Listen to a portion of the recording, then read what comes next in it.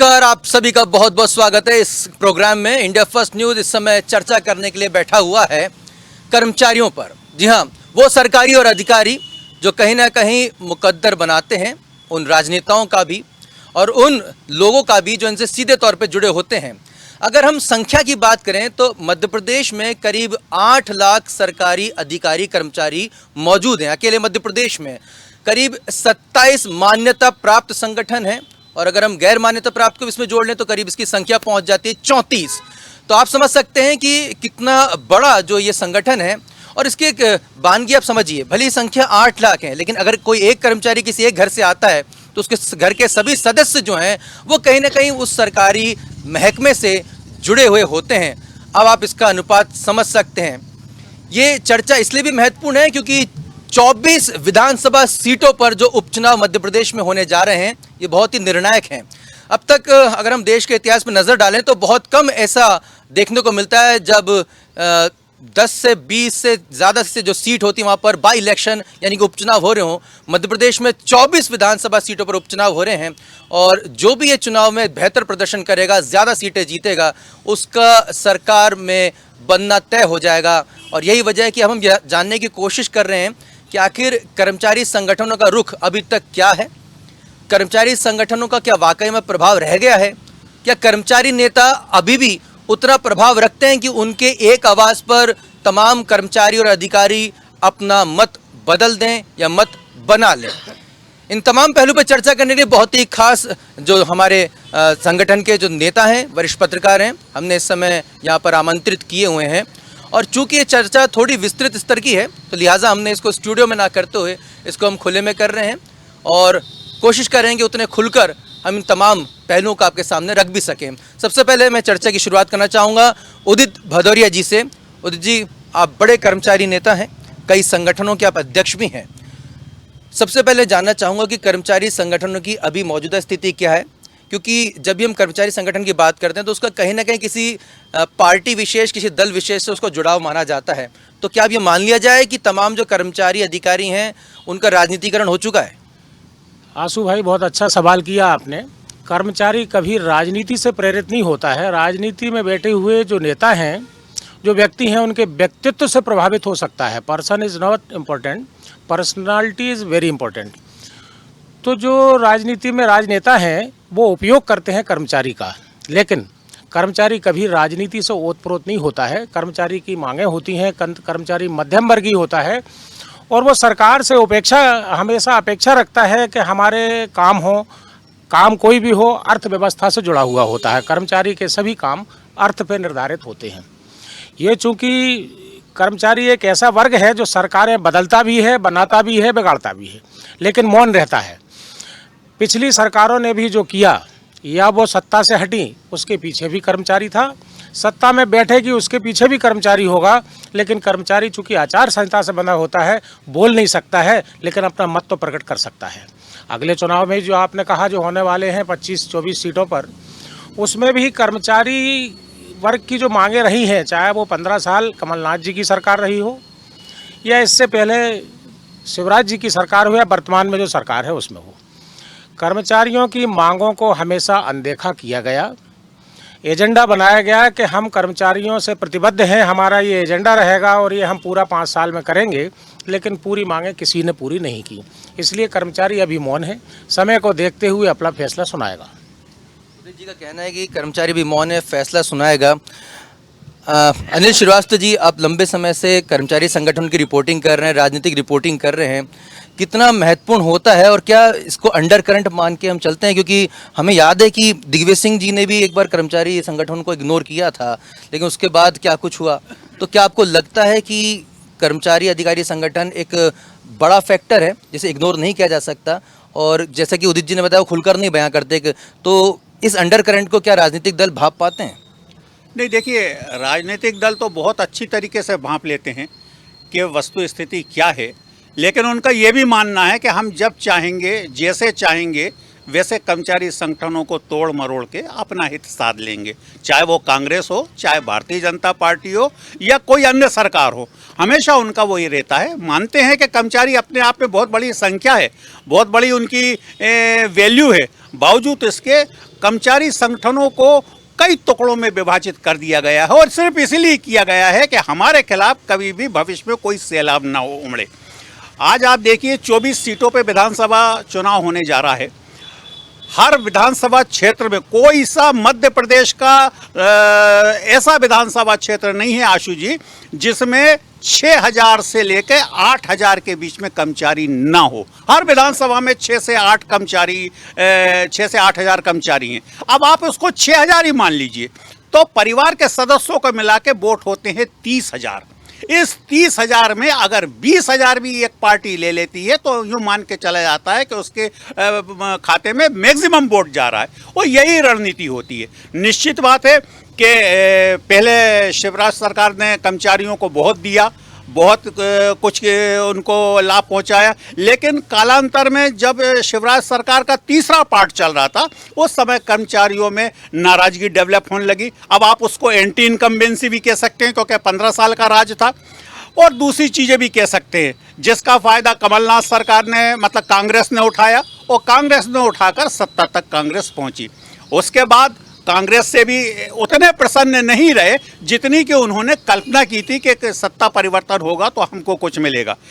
अब कमलनाथ सरकार ने जाते जाते जिस तरीके से डीए उनको 5% दिया, शिवराज सरकार ने उसको विड्रा कर लिया। कारण जो भी हो, अब ये उनके लिए नाराजगी का एक बड़ा कारण है कि आपने 5% डीए हमसे कैसे कर लिया।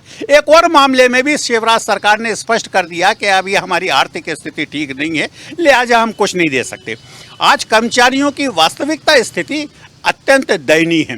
पहले उनको पेंशन का लाभ मिलता था और पेंशन में बहुत कुछ मिल जाता था। आज पेंशन का प्रावधान वो नहीं है जो आज से कभी पहले हुआ करता था।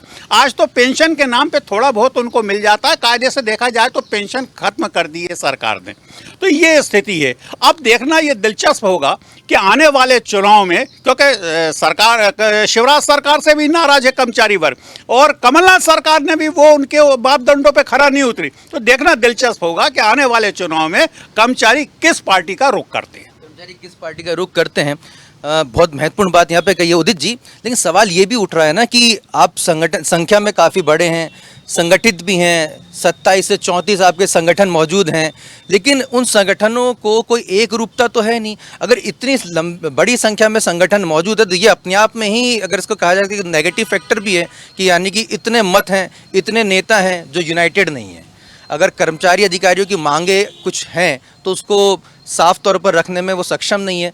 और अगर खुलकर कहें तो अभी तक जो कर्मचारी नेताओं का जो रुख रहा है वो किसी न किसी पार्टी विशेष या नेता विशेष से वो जुड़ जाते हैं, अपने हित साधते हैं और इसी वजह से जो कर्मचारी हैं वो खुद को ठगा सा महसूस करते हैं कि वाकई में लीडर जो है वो हमारी बात रखेगा नहीं रखेगा। आंसू भाई, ये आपने ठीक कहा कि कर्मचारी वर्ग ठगा महसूस करता है। कर्मचारी नेताओं की जो आपने बात की है, कर्मचारी नेता कोई भी हो, कर्मचारी हितैषी बात ही करता है, कर्मचारी विरोधी बात कोई भी नहीं करता है। आपस में सामंजस्य ना मिले लेकिन कर्मचारी के लिए सभी एकमत होते हैं। कर्मचारी नेताओं में व्यक्तिगत द्वेष हो सकते हैं लेकिन प्रदेश का कर्मचारी, हर कर्मचारी चाहता है कि हमारी डिमांड पूरी हो और हर कर्मचारी नेता चाहता है कि कर्मचारियों के कार्य हों। इसमें कोई दो मत नहीं है। जो आपने दूसरा कहा कि जब आप लोग संगठित नहीं हो, सारे कर्मचारी संगठित नहीं है तो आपका रुझान किधर होगा।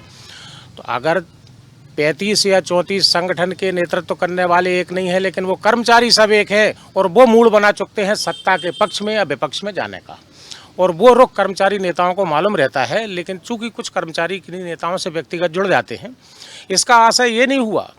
अब पदोन्नति को लेकर पिछली सरकार में भी था कि पदोन्नति 3-4 वर्ष से रुकी हुई है। अब हाई कोर्ट, सुप्रीम कोर्ट जिसकी भी प्रत्याशा में हो, बिहार ने किया, पदोन्नति के आदेश जारी कर देना चाहिए। ये नरोत्तम मिश्रा जी जो गृह मंत्री हैं अभी, आदरणीय मिश्रा जी ने प्रजापति जी से विधानसभा में क्वेश्चन उठवाया था कि पदोन्नति दी जाए कमलनाथ जी की सरकार में। अब ये सत्ता में बैठे हैं तो इन्हें पदोन्नति आदेश जारी करना चाहिए, क्योंकि बिना पदोन्नति के कर्मचारी और अधिकारी रिटायर हो रहे हैं तो ये गुस्सा किस पे फूटेगा। अगर कमलनाथ जी की सरकार ने किया था तो आप भी वही कर रहे हो जो उनने किया था। आपको आदेश जारी करना चाहिए। हालांकि आदरणीय नरोत्तम मिश्रा जी ने पुलिस विभाग में शुरू की है प्रक्रिया, लेकिन हम चाहते हैं, शिवराज जी को संदेश देना चाहते हैं कि माननीय मुख्यमंत्री महोदय, आप ये पदोन्नति के आदेश जल्दी जारी करें और जो भी कर्मचारियों की मांगे हैं, 24 सीटें भी बहुत होती हैं, कर्मचारी आपके साथ है। यदि आप कर्मचारियों के साथ हो और तत्काल घोषणा करो। अगर आप कहते हो बजट नहीं है, तो बजट का प्रश्न है तो फिर विधायक और सांसदों के वेतन कैसे बढ़ा रहे हो आप? ये कैसे बढ़ रहे हैं? इससे ही बजट बिगड़ता है। IAS, IPS और IAFS के इनको आप दे सकते हो DA, कर्मचारी के लिए पैसा नहीं है। ये दो भांति ठीक नहीं है, इससे कर्मचारी नाराज है और कर्मचारी अपना फैसला सुनाने में देर नहीं करेगा।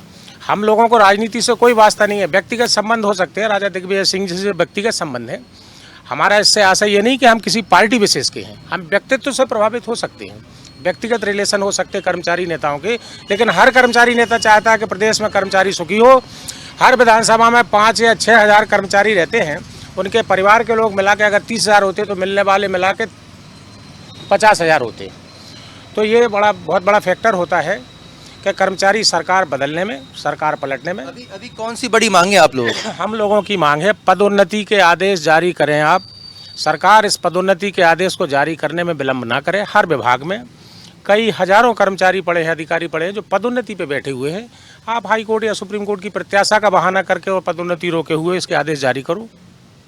दूसरा, हमारा 5% DA पिछली सरकार आनंद फानन में दे गई, हो सकता है इसलिए दे गई हो, सरकार जा रही थी, वो हमारा हक है, हमें वो दिया जाए। तीसरा, हमारा जो एरियर की राशि है, वो एरियर की राशि जो आखिरी किस्त थी चौथी, उसको रोक रखा है। अर्थव्यवस्था खराब है, अर्थव्यवस्था खराब है। अच्छी है, किसानों के लिए अच्छी है या और किसी कार्य में लगाने के लिए अच्छी है, विधायक और सांसदों के लिए आपकी व्यवस्था गड़बड़ है, लेकिन हमारे लिए क्या दिक्कत है? कर्मचारियों को पैसा देने में क्यों तकलीफ हो रही है? ये हमारा संदेश माननीय मुख्यमंत्री जी को है। बड़ी बात यहाँ पे रखी है कि अगर कर्मचारी संगठनों की अगर बात माने, बहुत खुलकर यहाँ पर बेबाकी से उदित जी ने कहा है कि भले ही कर्मचारी संगठनों के नेताओं में थोड़ा बहुत आपस में भेदभाव हो सकते हैं, मतभिन्नता हो सकती है, लेकिन कर्मचारी हितों पर सभी जो नेता हैं वो एकजुट हैं। कर्मचारियों की जो मांगे यहाँ पर रखी जा रही है, जिससे पदोन्नति की हम बात करते हैं, हम वेतन वृद्धि की बात करते हैं, तो सिर्फ कर्मचारियों को लेकर ही सरकार क्यों हमेशा उनको प्रायोरिटी में नहीं रखती हैं, बजाय दूसरों को रखती हैं। IAS और IPS के जिस तरह से पदोन्नति होती है, समय पर उनकी सैलरी वगैरह बढ़ती हैं, वैसा कर्मचारियों के साथ क्यों नहीं होता? बड़ी बात यहाँ उठाई। मैं एक छोटा सा सवाल अनिल जी से और ज़रूर लेना चाहूँगा, हालांकि काफ़ी गर्मी भी है और इस गर्मी में भी ये गर्म चर्चा चल रही है। अनिल जी, जाति आधारित जब संगठन बनते हैं तो आपको नहीं लगता कहीं ना कहीं इससे कर्मचारी जो कि किसी सरकार का नहीं होता, वो जनता का काम करता है, और देखा जाए तो वो कैमरे के आगे नहीं आते हैं, वो कैमरे के पीछे काम करते रहते हैं। हमें तो उन कर्मचारी नेताओं की वजह से पता चलता है कि इस तरह के संगठन है, जिस तरह की गतिविधियां में संलिप्त है, लेकिन एक फाइल उठाने से लेकर फाइल को पहुंचाने तक तमाम जो काम है, इम्प्लीमेंटेशन काम, ये कर्मचारी करते हैं, जो कि संख्या लाखों में है। अब इनकी पहचान कर्मचारी न होकर उनकी अब जाति आधारित होती है, जिस तरह के संगठन बनते जा रहे हैं, इसे आप किस दिशा में आप देखते हैं? देखिए आशु जी, कर्मचारी हो चाहे आम जनता हो, ये सीखते नेताओं से ही हैं। आज जो जिस तरीके से तुष्टीकरण को बढ़ावा दे करके और रिजर्वेशन थोपा गया था, मतलब कर्मचारियों में पदोन्नति में आरक्षण थोपा गया था, उसके परिणाम स्वरूप आज इतने ज़्यादा जातिगत संगठन खड़े हो गए, इतने ज़्यादा जातिगत संगठन खड़े हो गए कि कुछ पूछा नहीं जाए। और इसके दूरगामी परिणाम ये हो रहे हैं आशु जी कि एक आदमी जो मतलब डिजर्व करता है उसको वो पद नहीं मिल रहा, बल्कि उससे बहुत ज़्यादा छोटा अधिकारी उसका बॉस बनकर बैठता जा रहा है। ये मतलब जो पदोन्नति में आरक्षण सिस्टम है, एक तो ये बंद होना चाहिए। इसकी शुरुआत ठीक है किसी ने भी की हो, कांग्रेस ने की हो या भारतीय जनता पार्टी ने की हो, लेकिन इसको अपन तुष्टीकरण की नीति कहेंगे। और उसी तुष्टीकरण की नीति से क्या हुआ है कि प्रमोशन आज बंद है। हमें मालूम है कि पिछली बार शिवराज सरकार इस मुद्दे को लेके जिस समय सुप्रीम कोर्ट ने मतलब हाई कोर्ट ने फैसला सुनाया, उसके अगेंस्ट सुप्रीम कोर्ट चली गई और वकीलों को लाखों करोड़ों रुपए उनके फीस दी गई, केवल इसलिए कि नहीं वो SC ST के कर्मचारियों को मिले। इससे सवर्ण वर्ग के कर्मचारियों में एक प्रकार से रोष हुआ। हमारे यहाँ दंगे भी हो चुके हैं, फसाद भी हो चुके हैं इस मुद्दे को लेकर। तो अगर नेता और सरकार तुष्टीकरण की नीति को बढ़ाएंगे तो ये जातिगत जो जहर है नीचे कर्मचारियों में भी पहुंचेगा और जातिगत संगठन भी बनेंगे। जातिगत संगठन भी बढ़ेंगे। एक अंतिम सवाल मैं ज़रूर यहाँ पे लेना चाहूँगा उदित जी आपसे, आगे की रणनीति क्या रहेगी? ये आवाज़ जो है लगातार पहुँच रही है तमाम पॉलिटिकल पार्टीज़ में, अभी भरोसा दिया जाएगा, आश्वासन दिया जाएगा, क्या अब का आश्वासन से आप, क्योंकि एक एक्स्ट्रा मौका मिला है, जो मौका 5 साल बाद मिलता सर कमलनाथ सरकार गिरने की वजह से ये एक एक्स्ट्रा मौका हाथ में लगा है, इससे आप किस तरह से आप लोग इसको कैश करने की या इसके मौके का फ़ायदा उठाने की या कहे एक अपॉर्चुनिटी है उसको किस तरह से आप इस्तेमाल करेंगे? ये तो आंसू भाई, कर्मचारी शुरू से ठगा जाता रहा है, कोई भी सरकार रही हो। चुनाव आते समय, जब भी चुनाव आते हैं तो हर नेता किसी भी दल का हो, कर्मचारियों को लुभावने सपने दिखाता है, एक एजेंडा लेकर आता है कि हमारे बिंदु हैं, इन पर हम काम करेंगे।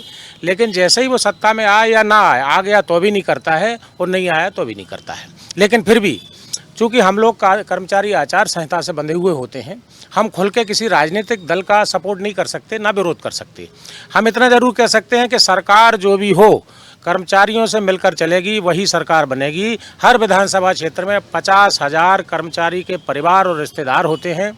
आपका हर विधायक जीतता है तो कर्मचारी की दम पर जीतता है। कर्मचारी नेता हो या कर्मचारी हो, उसको बेवकूफ़ अब कोई नहीं बना सकता है। अगर ऐसा करता है तो मौन रूप में हम खुल के नहीं कह सकते कि इसका परिणाम क्या होगा, लेकिन जो इनके हित में काम करेगा उसके पक्ष में परिणाम आएगा, नहीं तो सरकार बदल दी जाती है। ये आप बिल्कुल सत्य घटनाएं हैं कि जहाँ भी दुनिया में भी जहाँ प्रजातांत्रिक प्रणाली है, डेमोक्रेसी जहाँ भी है, वहाँ ये होता रहा है कि जो भी कर्मचारी हों, चाहे वो प्राइवेट सेक्टर के हों या पब्लिक सेक्टर के हों, कर्मचारी ही सरकारें बनाते हैं। किसी भी प्रजातांत्रिक प्रणाली में कोई भी देश हो, और कर्मचारी को कोई भी देश अनदेखा नहीं करता है। मध्य प्रदेश की अपन चूँकि यहाँ बात कर रहे हैं, तो प्रदेश में कमलनाथ जी से भी आग्रह करेंगे कि उनने, अगर वो सत्ता में आते हैं तो पहले उनने 15 महीने में जो एजेंडा बनाया था, उनके मंत्री जी ये कहते थे कि 5 साल में ये पूरा कर देंगे।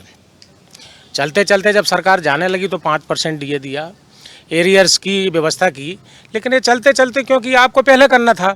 अब हम बात करेंगे बीजेपी सरकार की, तो ये चूंकि सत्ता में आ गए हैं तो इनने ये कहना बंद कर दिया कि हम देंगे, बल्कि दिया हुआ भी रोक दिया। तो दोनों ही सरकारें वही काम कर रही हैं, इसलिए फैसला कुछ अलग से ही आएगा और इस पर विचार मंथन प्रदेश में जारी है। हर जिलों में हमारी बैठकें हो रही हैं, जिलाध्यक्ष और तहसील अध्यक्षों से बात हो रही है और सभी संगठन एक हैं, कोई भी कर्मचारी विरोधी नहीं है।